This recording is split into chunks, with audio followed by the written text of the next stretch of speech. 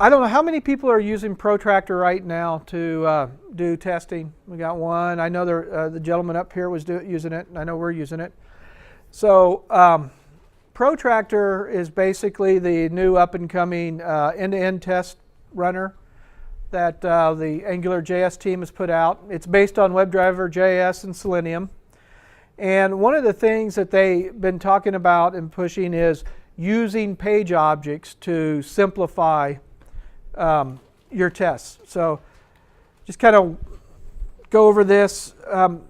We did a whole thing about using Protractor, oh God, I guess it's been about 6 months ago.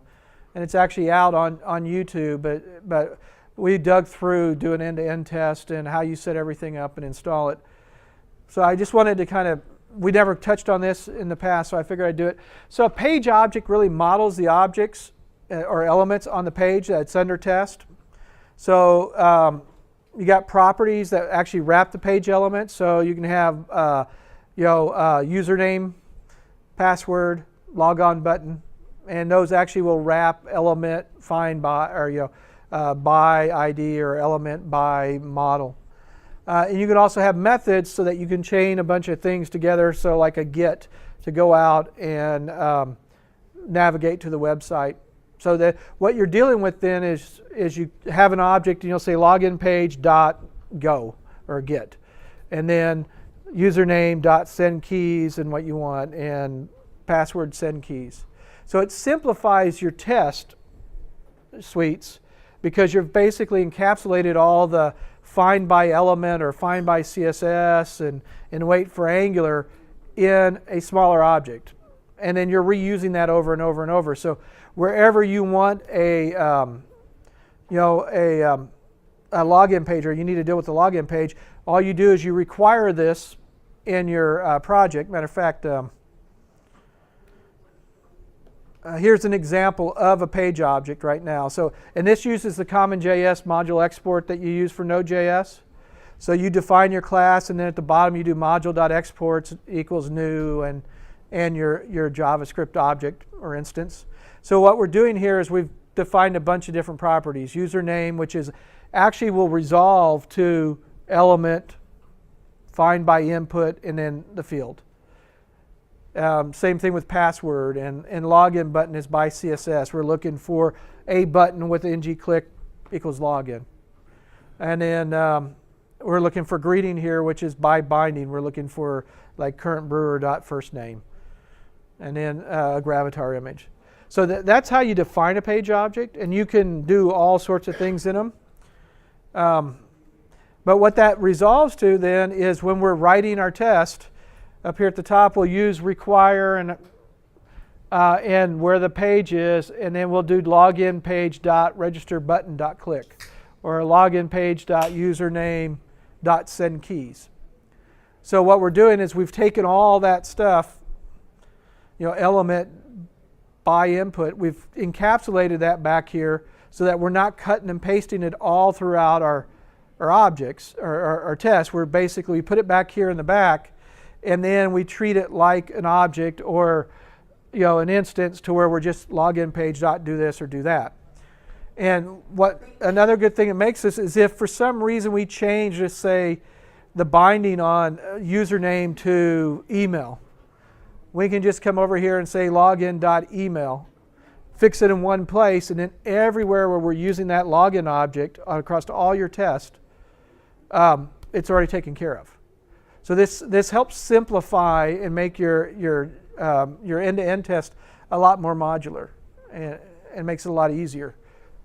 Because what you could do is you get somebody that may not be really good at dealing with WebDriver.js and the core of Protractor, but they can do things like this. Oh, okay, it should navigate to register page. So login page dot navigate, and then check to see if it's there.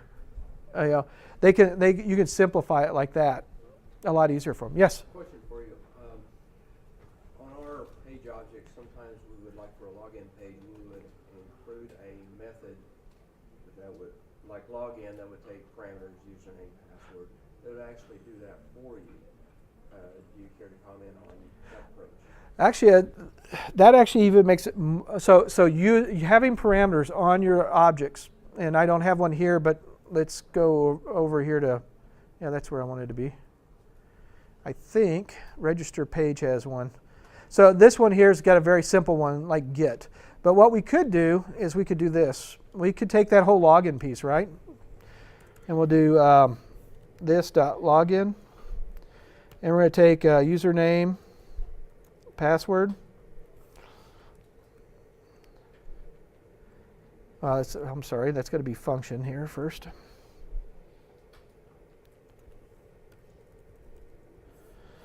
Now, I'm going to just go over here to my login scenario, and I'm going to just grab these guys here, right? Because to me, this actually even simplifies it even more, and it's better this way. Because how many times do you write a login function? You know, a lot of times if you're testing stuff, you always want to start your test where they're logged out and they log in as part of their test. So that's a lot of redundant code. So that's actually even better. And then we'll put password here. So I guess my response to the question is this a better way of doing this than not having those methods? This is a much better way. Setting up parameters on your page objects, passing them in, because what I just did is I just refactored all this 4 lines of code to login page dot login, and then what was it, test underscore user, comma ABC or ABC 123. Oh, we got an extra one here. Thank you. The editor is smarter than I am.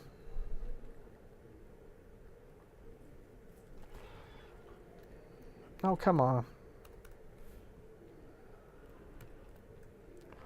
Okay, so we just basically got rid of 4 lines of code. I can take this one here, and guess what happens now? I can get rid of that in every one of these tests. There's even one more way. You need to log in with the same users for every single test. And You can actually provide it as a parameter data, right? yeah, on the Protractor configuration, there's a method that's executed before anything is tested. It's called onPrepare. You can put in your login there, and it will execute it for every single test that you run. Yeah. But Could you even go one step further and make those parameters like from a model of some sort? yes, you can. Bring it from a spreadsheet or something?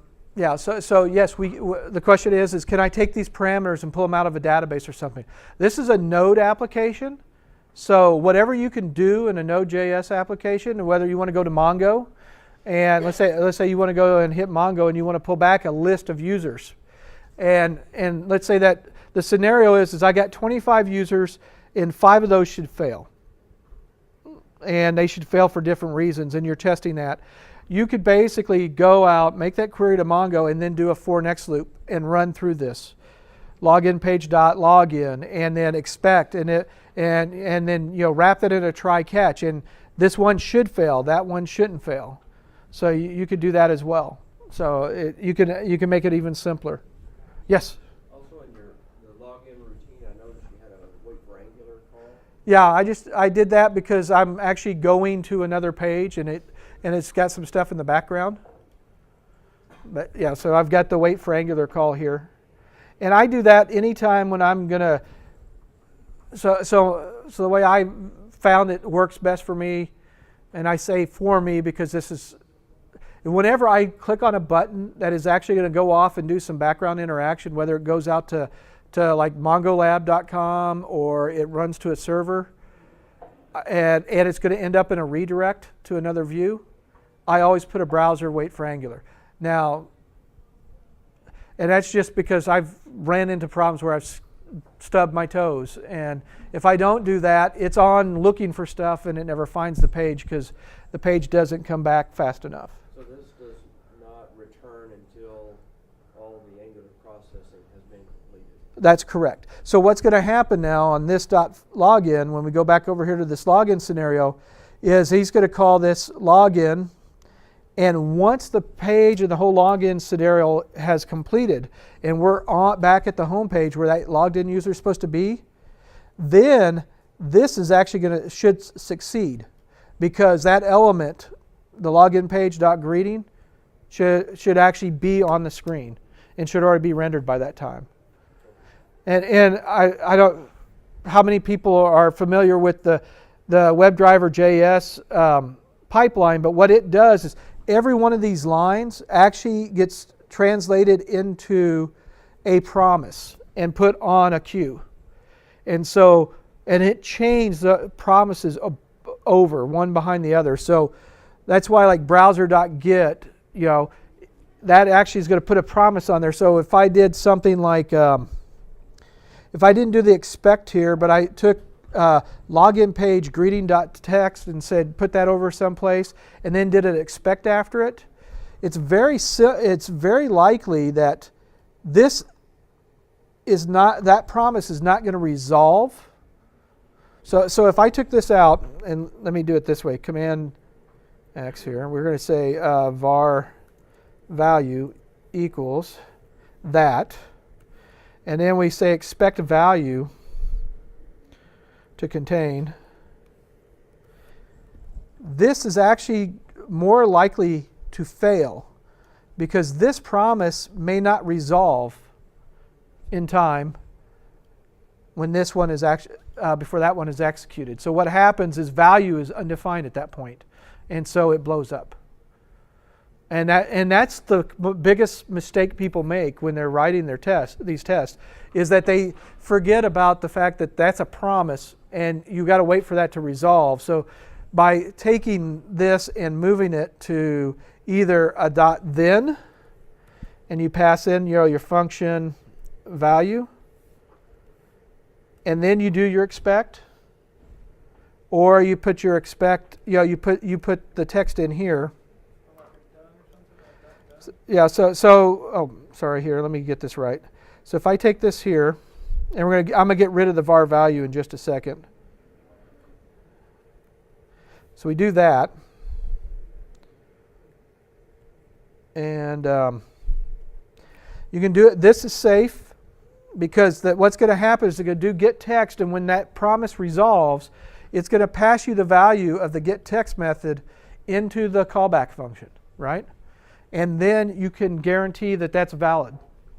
Excuse me, what if the login page greeting is not ready by that time? Okay, so you'll get one of two things. Either it doesn't exist, or it couldn't find it. So and actually I guess that's two the same, but it could be that, let's say there's some big long process going on in the background, and it takes, the default timeout is like 10 or 11 seconds, which I think we talked about earlier tonight. It could take 25 seconds, and so that page never finishes rendering. You're going to get a timeout because it basically exceeded the timeout limit of your test, unless you change your timeouts. But at least the wait for Angular, That's good. that in there will, as long as it renders within 11 seconds, whatever the default timeout is, you should be okay. Yeah. And I think even that, the wait for Angular, and I'd have to go back and double check, but as long as Angular is busy doing stuff, and this is why they say don't use timeout, use set interval instead. And there was another one, I can't remember, but because that never stops the digest cycle, because timeout is just constantly going to keep it, so that wait for Angular is never going to say, hey, I'm done doing stuff. So it's going to think that Angular is just going on forever and ever, and you're going to get a test that just stalls. So that's why they always say use like set interval, and I think there was one other one that you wanted to be careful about using in your services.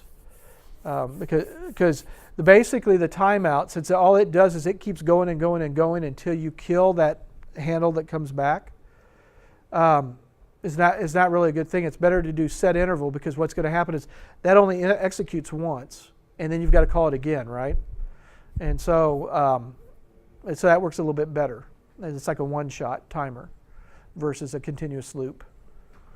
Even on my application, I was doing a prototype, I had to stop using it. Well, I had to do an apply Yeah. Get it to force it to render back to the screen, even with the interval. Yeah. Right, the timeout, I went through that now. Yeah.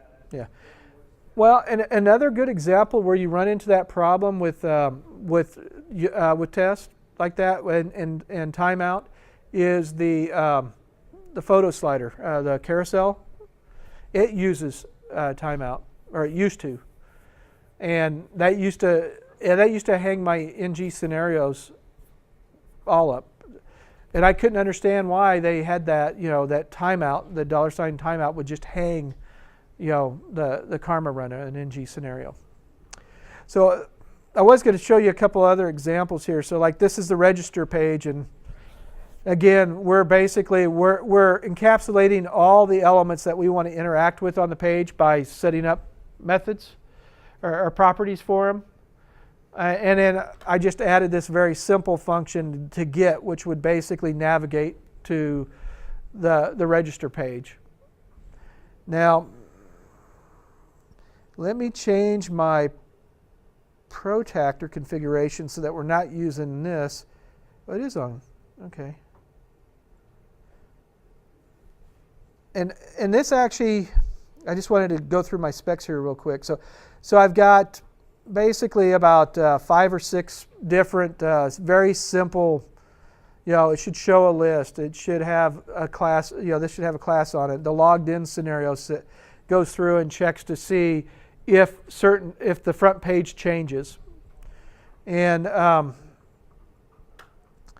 see, in this one here, I could basically go back and change this. So now I just wrote that the login page, so we could go through here and change this and get rid of all that. And the way I would do that to use it is I would again go in here and say var login page, right, equals require.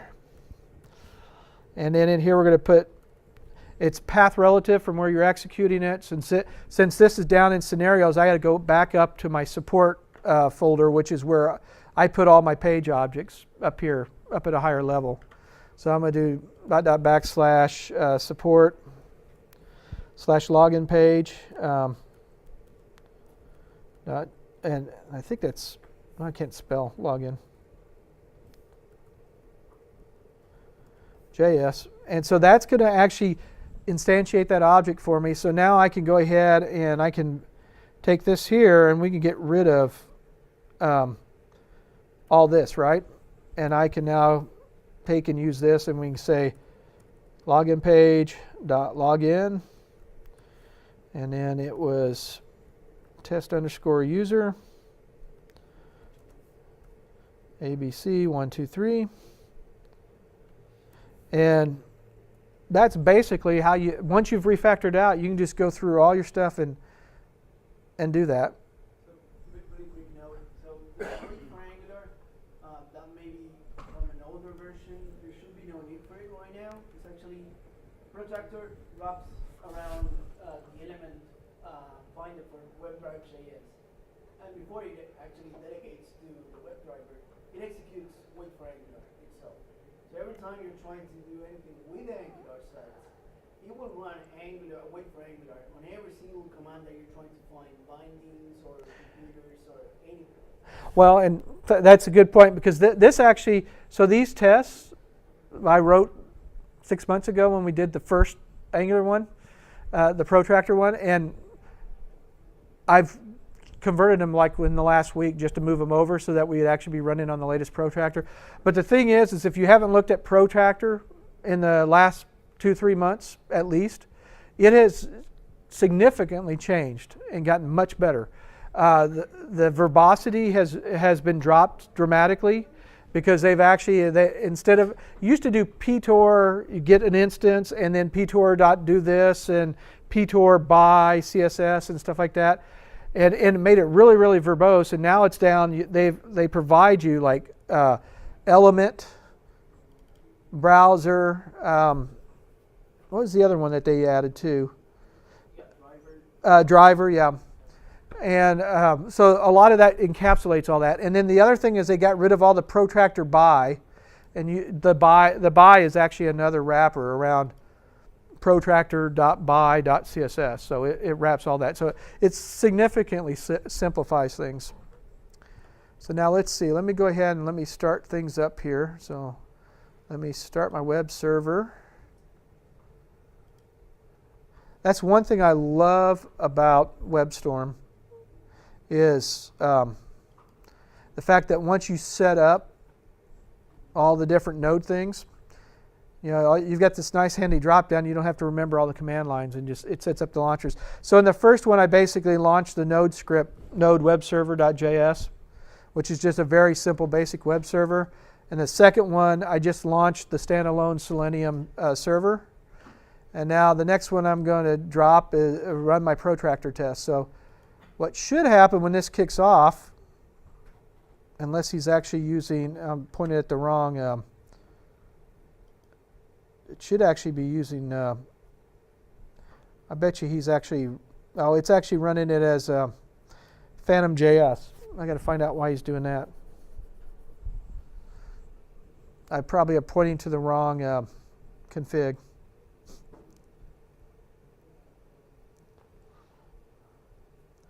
But what it's doing is in the background, Phantom.js is going out and executing each one of those lines. And here you can see what it's actually doing in the background. It's like Angular element dot ingest, injector get, browser, and then notify when no outstanding request callback. So, basically, either I've hung everything up or my mouse has died on me.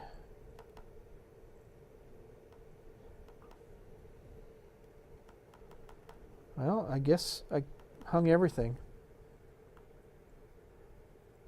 I will run it again. What happened? I wanted to see my test, but I will stop it and I'll start it again. Maybe I won't. I've got something going on. I just don't know what happened. Something's running like crazy on the background.